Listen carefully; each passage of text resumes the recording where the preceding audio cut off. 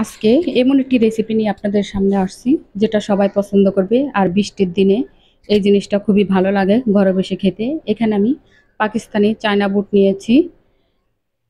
এখানে আমি 2 মুষ্টির মতন নিয়ে নিব। আর এই চায়না বুটটা সব জায়গায় পাওয়া যায় না। আমি এটা এখান থেকে, আমাদের চকবাজারে এখান থেকে এনেছি 300 টাকা দিয়ে কেজি। আপনারা চাইলে ছোলা বুটটা ভিজিয়ে তারপরে এভাবে ভেজে নিতে পারেন।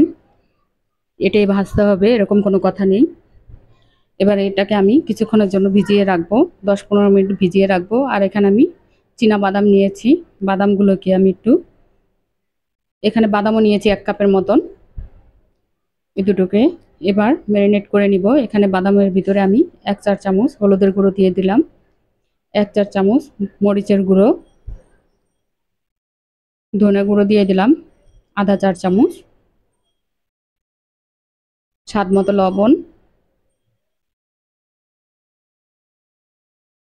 আর এখানে আমি চালের গুঁড়ো দিয়ে দিলাম 2 চা চামচ। আর ময়দা দিয়ে দিব 2 চা চামচ।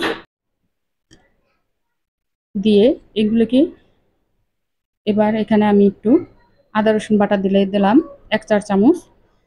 দিয়ে এগুলোকে ভালোভাবে একটু মেখে নিব। এখানে সামান্য পরিমাণে একটু পানি দিব, তাহলে এটা মাখতে সুবিধা হবে, একটু ভিজা ভেজে যে আঠালো টাইপের হবে। বাস এইভাবে মেখে আমরা তেলের ভিতরে ছেড়ে দিব। এখানে আমি তেল গরম করে নিয়েছি, আর তেলের ভিতরে এইভাবে ছড়িয়ে ছিটিয়ে দিয়ে নিব। আর এটা দেখবেন একটু ভাজা হলে এগুলো ছড়ে যাবে, একটা একটা করে ছুটে যাবে, গায়ের সাথে লেগে থাকবে না, একদম ঝরঝরা হয়ে যাবে মুচমুচে। এভাবে ভেজে নেবেন মুচমুচ করে। আর এই বাদাম আর ছোলাটা ভাজলে খুবই মজা লাগে। এভাবে একবার সবাই ট্রাই করেই দেখবেন, ভীষণ মজাদার একটি রেসিপি। আর এখানে আমি একটি মশলা বানিয়ে নিচ্ছি। এখানে বিট লবণ দিয়ে দিলাম 1.5 টেবিল চামচ, আর লবণ দিয়ে দিলাম 1 চা চামচ, মরিচের গুঁড়ো দিয়ে দিলাম 1 চা চামচ, আর দিয়ে দিলাম এখানে চটপটি মশলা আর চিলি ফ্লেক্স দিয়ে দিলাম 1 চা চামচ। দিয়ে এই মশলাটাকে একটু ভালোভাবে নেড়ে চেড়ে মিশিয়ে নিব। এখানে আমি চাট মশলা ব্যবহার করেছি 1 চা চামচ। ব্যাস, হয়ে গেছে আমার মশলাটা তৈরি। এবার অল্প অল্প করে ভাজবো আর এর উপরে ছিটিয়ে দিব। এই যে আমার বাদামগুলো ভাজা হয়ে গেছে, এখন আমি একটু ছিটিয়ে দিব আর একটু মিশিয়ে নিব। আর এখানে আপনারা একটু ভাজার সময় লবণের পরিমাণটা একটু কম দিবেন, তাহলে হয়ে যাবে, নয়তো এই মিশ্রণের ভিতরে লবণ আছে। আর এখানে আমার ছোলাগুলোকে আমি একটু ভিজিয়ে রেখে তারপরে হালকা একটু ভাপ দিয়ে নিয়েছি, যাতে নরম হয়, সিদ্ধ করে নিয়েছিলাম। এর ভিতরে আমি ময়দা দিয়ে দিলাম 2-4 চামচ, চালের গুঁড়ো দিয়ে দিলাম 2-4 চামচ,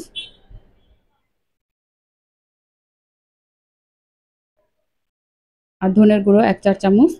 ওইটা যেভাবে ম্যারিনেট করেছি এটা সেম প্রসেসেই ম্যারিনেট করব।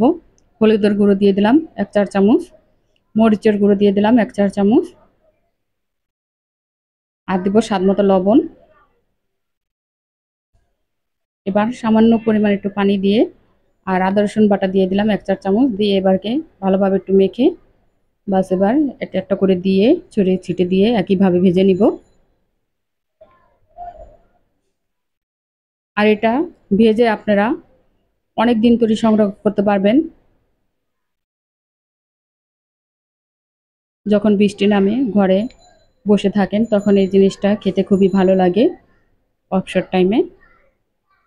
বাস আমার এগুলো ভাজা হয়ে গেছে, আমি উঠিয়ে নিচ্ছি। একইভাবে আমি সবগুলোই ভেজে নিব।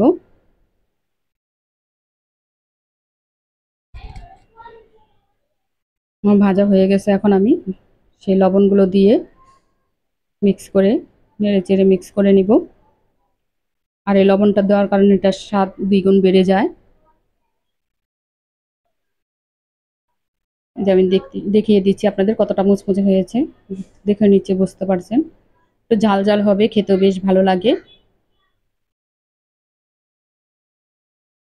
আর এখানে আমি এই যে দেখতেই পারছেন ছোলাটাও কত সুন্দর, একদম মুচমুচে হয়ে গেছে। এখন আমি কাচের জার্সে রেখে দিব। আর এটা প্রায় আপনি 1-1.5 মাস ধরে ভালো রাখতে পারবেন, এর বেশিও রাখতে পারবেন, কোনো সমস্যা হবে না। এভাবে করে সংরক্ষণ রাখবো, যখন খেতে মন চাইবো বাস বের করে খেয়ে নেবেন। দেখতেই পারছেন এভাবে রেখে দিয়েছি। সবাই ভালো থাকবেন, আমাদের জন্য দোয়া করবেন।